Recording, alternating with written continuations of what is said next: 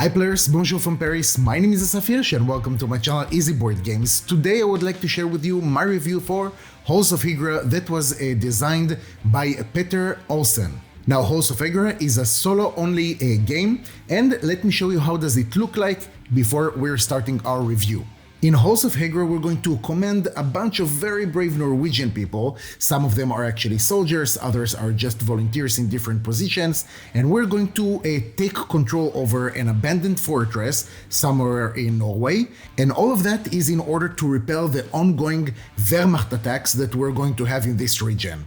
We're going to win this game if we're actually managing to survive 11 days, as you can see at the bottom track of the board, and it depends on certain criteria that we'll talk about a little bit later. Each one of these days that we need to survive has 3 phases. The first phase is the event phase, where we're going to draw one card from the different decks, and that depends on which day we are. So in days 1 to 3, for example, we're going to draw from the mobilization. Then in the later days, we're going to take from the first attack deck, and so on. So after we have resolved whatever we need to resolve on this card, like the weather that is changing, different things, usually it's going to be bad things, and also in the first steps we'll be able to recruit from the recruit bag some more volunteers or soldiers. We're going to move on to the morning phase. In the morning phase, first of all, we will unexhaust units according to how much supply we have, or if we want to drop the morale, for example, in order to have fresh units for placing them in the different places. Now, of course, since this is the first day, we don't have exhausted units at all, so we can start directly with placing all of these units in the different places. So obviously we already understand that this game is first of all a worker placement game. Some of the places that we can put our units in are not going to change throughout the game. For example, if we want to shovel some snow, if we want to repair something, we want to shoot our gun, or like putting units over here and send them to collect supply from behind enemy lines. And some of the locations are going to change from one part of the game to another. So at the beginning, in the mobilization phase, we're going to have these 2 places that we'll be able to put some units. For example, we'll be able to open a new supply route, which is something very cool because we can add some more supplies over here. That means that we'll have more locations to send our units to collect.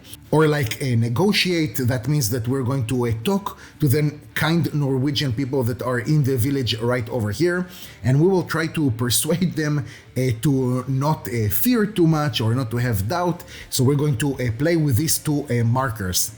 Then later, when we're going to advance to the first attack, after we have finished the 3 first days of mobilization, we're actually going to change and flip this board that we have right over here to the other side. And basically in this step is where things are going to start getting a little bit more complicated, since we're going to have some Wehrmacht soldiers that every time we're going to resolve one of the first attack cards in the event phase, of course, we're going to have a certain amount of Wehrmacht soldiers that are going to try and breach our walls. So after the morning phase, when we have positioned our different units in the different locations, we're going to go to the day phase. Now, still in the mobilization part, so before we're flipping this board, we're just going to start, and by order, we're going to resolve the different things that we have. So over here in number 1, we still don't have anything. Then we're going to go to number 2, which is to shoot with our gun, either on the different patrols that we're going to have during the game, with the cards, of course, that we're going to add, or in a more advanced part of the game, we're going to have some cannons over here that are going to shoot down our walls, and then we're going to have some Wehrmachts that are literally going to be on our walls, and so on. Also, we'll be able to shoot at the airport. That this is something that we can do actually to help us in a later part of the game. So after shooting with a gun, we're going to go to number 3, which is right over here. So that is sending for a supply. Let's move these cards, one moment.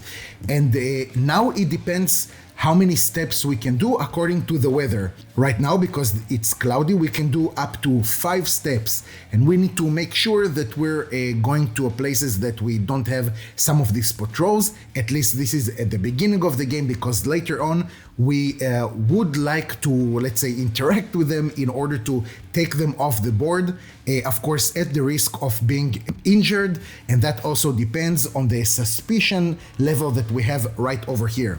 So we can move, for example, 1, 2, 3, 4, and 5 all the way. So actually moving 5 steps is not so bad at all. Of course, when it snows, we'll be able to move less. And then in the next turn, we'll be able to start going back. I'm saying starting to go back because when you're carrying one of the supplies, you'll be able to move 1 step less. So if in the next turn, again, it's going to be until 5 steps, we'll actually be able to go only 4 steps. And that can be annoying sometimes. After that, at number 4, we're actually going to do some maintenance inside our fortress. So over here, we're going to have shovel snow. That means that we can take this marker and put it right over here from 3 at 2. And when we're reaching our 0, that means basically that we can take one of these tiles and flip it to the other side. Sometimes it's going to be an immediate bonus, like to add, in this case, 2 of those mist tokens that we can see right over here in our hit bag. And I'm guessing that it's kind of a self-explanatory that later when the Wehrmacht are going to shoot at our place, we'll be able to draw some mist tokens, and that will play in our favor. Sometimes we're going to draw one of these tiles that actually is going to indicate a location. Like here, for example, we're going to have a second gun. Of course, it's not going to come immediately ready to shoot. It's going to be a little bit broken. We'll need to repair it. But the more tiles that we're going to explore, the more places we will have actually even to put our workers, our units, like a telephone pole or like a map room, and really some really interesting choices. I don't want to completely ruin this game for you because there are some cool surprises over here. Or another thing that we'll be able to do is to repair. So if you can see, for example, here we have some tokens that indicate that the place is broken, or over here, and we'll be able to repair those, put them in the hit bag. Because of course at some point when the Wehrmacht are going to shoot at the fortress, there is a possibility that the same thing that we have repaired is going to be damaged again. So it's kind of a cool concept, and I really like it. And the more, again, locations that we're going to discover with these snow tiles, the more places we'll be able to repair or to get hit. Some more things that we'll be able to do is to bolster, that means reinforce the walls, and by that we're going to take this token up. So that is something that is going to be super helpful when the Wehrmacht are going to attack us at a closed range. Also with the officer, we'll be able to promote. That means that we're going to put one of these volunteers, and then when we're going to resolve this action, this volunteer is actually going to become one of the soldiers, which is this disc that you can see right over here. And of course, a soldier has some more advantages than a normal volunteer most of the times. And also we'll be able to inspire. That means that we're going to take our morale indicator right over here a little bit higher after we have finished to resolve all the actions. So of course all of these tokens will be exhausted. We'll put them right over here. Then what we're going to do is move on to the morale, and we have here some variables for the morale. So sometimes if we don't have supply at all, that is something that is going to affect the morale. And basically if we're finishing by having this indicator right over here on the green track, that means that we'll be able to draw one of these high morale cards and resolve whatever is written over there. And again, it depends on which part of the game we have right now.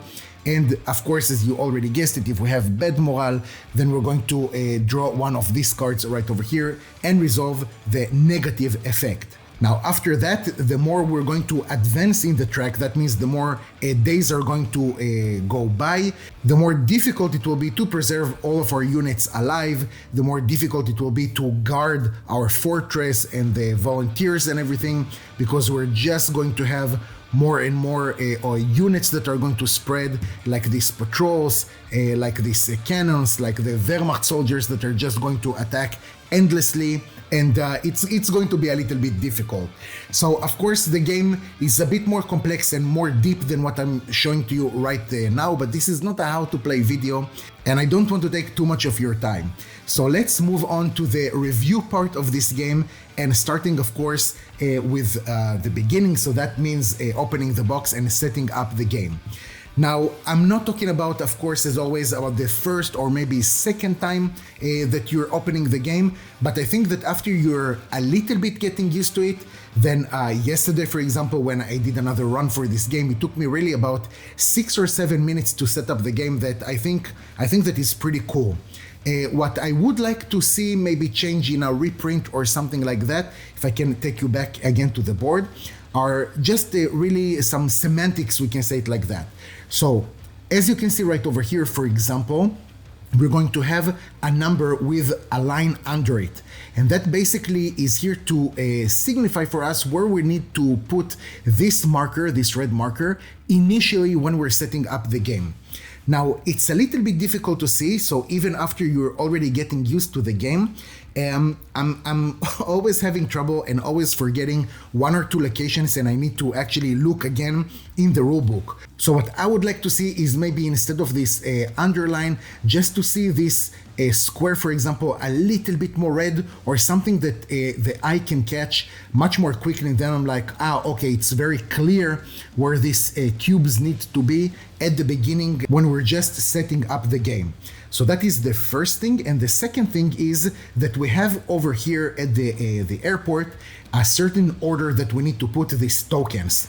So of course, I don't think that nobody can remember exactly the order, but what I would like to see is maybe just something that is written over here, and then I can just immediately understand where these specific tokens need to go to. Because if really I think that I would have had these things written over here, and maybe not even up for the markers what I proposed with the color, I think that it would have been much easier for me to do the setup. And also, I don't think that I would have needed like the rulebook for that thing. So for me, the best situation in a game is that when we're arriving to a certain situation or a certain position that we really don't need the rulebook, or we need to use it as least as possible. So if I don't need to use the rulebook for the initial setup, for me, it's great. But this is really something small. And besides that, I think that setup here is super comfortable, especially if you have something like this that I just added to the game itself. So it's an organizer that, because everything here are small tokens, this is something that was great for me and makes the setup much easier. So after we did the setup, learning the game, right? And here I would really like to commend, I'm guessing that it was Peter that wrote these rulebooks, and if not, then I apologize, and let me know who can I give credit to, because the rulebook is written in a very good way. I think that besides maybe 1 or 2 small things that I didn't understand, but probably it can be that because I didn't understand it, I think that the rulebook is really clear with what you need to do. And I know it because I really didn't need to use like a how to play video or something like that. I did watch one, but when I watched it, it was more in a sense of like wanting to make sure that I understood how the game goes. And when I watch it, I felt more like I'm playing with this person that did the playthrough than like actually learning the game. So I really like it. And another thing that I really liked is the examples that are giving in the rulebook, which I think that this is something so crucial and important in a rulebook, to not only give the small example or the easier example. No, let's actually take a more complex case and then see how we're going to resolve it. So this is something that I really appreciate in this rulebook. So we learned the game, we set it up, everything is cool. Now let's go to the gameplay itself. And guys, I have to tell you that in my opinion, beyond actually playing just another game, I feel that there is an experience over here. I want to take you again to the board itself and explain to you what do I mean. So we're not just placing these units or something like that, because when we're going into this game, there is a story over here, okay? And this story is being told by different ways. First of all, I want to show you the different art that we have here on the cards. At the beginning of the game, when we have the mobilization part, when we're going to recruit the majority of our units of the volunteers and the soldiers, I'm seeing here an officer that is actually talking to the people who are living in the village. And to be honest with you, I almost said the village people, but I stopped myself. Or more likely I did some cuts. Anyways, this is cool, okay? This is a way for the creator to tell here a story. When we're looking over here at the part that we're starting with, okay, the mobilization part, then we have here actually two things that we can do, like dropping down the fear or the doubt, which is actually pretty normal when you have some peaceful people just trying to live and they're facing now a war. After that, when we're going to advance the game, we're going to have different cards, and the art is going to change, and really I feel like there is a story over here. And I like the way that it's being told. Even the small flavor text that we have on cards, something like one of our trucks drove off the road and crashed, and then you have like injured two defenders. This is something that you have to do. Yeah, these things can happen, you know, this is realistic for me. And I like it, and I feel invested in this game, and at some point I truly feel like a commander. And also, if we're already talking about the art and how it's being said, look over here at the art. We have here the map, okay, which is very abstract, of course, which is scotched over here, okay, it's amazing. I love it. You have the officer's handgun that you can see right over there. Everything, there's not a lot of like animation, let's say it like that, or I don't know, something that is like toyish. No, this is obviously a command point of an officer that is trying to see in a very 1 or 0 way what is happening in his fortress, or trying to see what's going on with the people that he's commanding. So there are not too many illustrations over here or something like that. Everything is basic, but in such a good way, because I find it to be much more thematic in this way. And this is another way that, in my opinion, helps to tell this story. Now, because this game is so thematic and that is helping you to get more into this game, I think that this is making the experience much better. And from just another game of worker placement, you're actually getting here kind of a story. True, there's not a lot of a flavor text or something like that, but to be honest, between you and me, I don't know if it's really needed. You know what I mean? So a little bit of flavor text just to get you into this experience, that is totally okay with me. Besides that, I really like how it starts from something relatively easy the first 3 days, and then a little bit harder, and then like when the Wehrmacht are like hitting on your doors and bombarding your place and everything, and people are getting wounded, and places are being broken and everything, and you're thinking, God damn it, I knew I should have bombarded their airport and not going for their patrol, and why did I do that? And I needed to invest a little bit more in the supply lines, which is another cool thing. That, guys, this game is really realistic and I really like it. And it's very cool that every game, when you're reaching relatively towards the end, you're thinking like, I should have changed something, I should have done it differently, I should have done it like in the last game. But you know in the heart of hearts that this is not possible, because just like any other good worker placement game, you cannot be everywhere.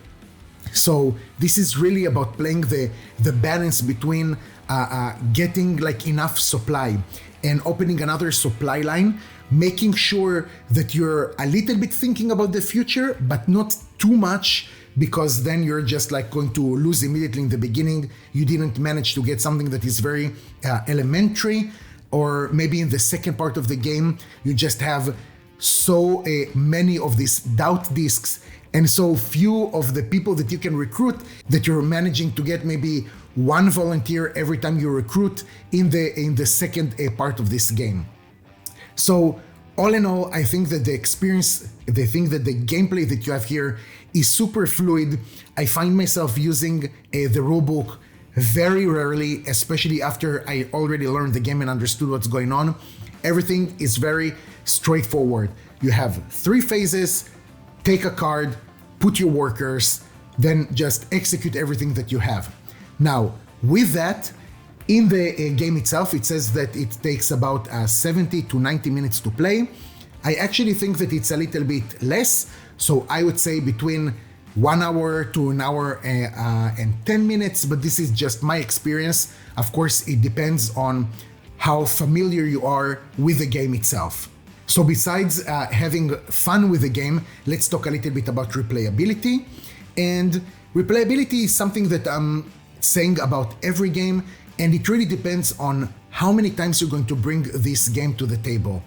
It will not have the replayability of other games that have an enormous deck of cards, okay? This is not something that you'll, like in Terraforming Mars, for example, and I know it's a completely different game and mechanisms, but it's not like you're going to have a huge deck of cards and then the probability that you're going to see the same card twice obviously drops significantly.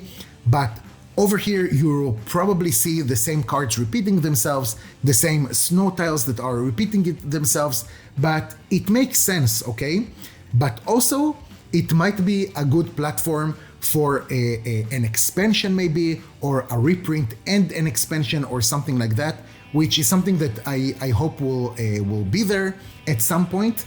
And also, if you're not going to play this game too much, then to be honest with you, the replayability is totally okay. I mean, I don't think that there is a lot of difference if you are going to see the same card again or not, because the effects in any case are pretty similar between the cards. They're just changing a little bit, which is normal. And this is the reason why I don't think that replayability is the most important thing here, especially if this game is not hitting your table, I don't know, twice a week or something like that. You know, we forget a few things. So that was about the replayability. Let's move on to talk about the components themselves. So as you can already see, everything here is very simple. Okay, if we have over here this cannon meeple that we can see, if we have the markers, if we have the disc themselves, the patrols, everything here is very basic. Now, personally, I think that is kind of cool for two reasons. First of all, again, as I'm telling you, this is supposed to be abstract, you know, from my point of view, because this is supposed to be like a commander control point. So there's not a lot of need over here for, I don't know, standees or even miniatures. I think that it will even hurt a little bit the game. I did try at some point to use some miniatures from a Company of Heroes board game, just to maybe like put a little bit more visually flavor over here. But to be honest with you, besides having like instead of the patrol discs to have some like small soldiers miniatures, I don't think it did a lot of difference, and actually I preferred it to be as simple as possible. If there is a place for deluxifying the game, it's really up to you. Personally, I think no. Okay, I would like to keep it simple also because I think it keeps the price down, which is something that I truly appreciate. And I don't think that the game should take too much. Like this box that you can see right over here is like, for me, it's such a refreshing thing to say, you know, not a monster or something like that, just a good game in relatively a small package, which is something that I truly appreciate. So to conclude everything that I've said, and just in case you did a fast forward to this part, this game is great. I enjoy playing it. This is for sure going to stay in my collection. I think this is the only pure solo only game that I have in my collection. I don't think that I have another one. I need to check. And I already found myself a few times like, I don't know, wanting to play something, and then like standing in front of my collection and thinking like, which game? This one, oh, it's going to take too much time to set up. Maybe this one, I'm not so sure. And then like from between the games, I have like this kind of thing of Halls of Hegra that I'm like, yes, I'm going to set up this game and I'm going to play. And it almost gave me a feeling of like just uploading a game on the computer super fast. You're playing, putting it back in the box, back to the shelf, satisfied, even though most of the games I completely failed, it was miserable. But when you're losing a game and you're still having a good time and you want to play it again, I think that is a very good sign. So, Peter, thank you so much for designing this game. I'm looking forward to see what else you're going to bring to us. Guys, thank you so much for watching. I appreciate your time. Take care, and I'll see you next time.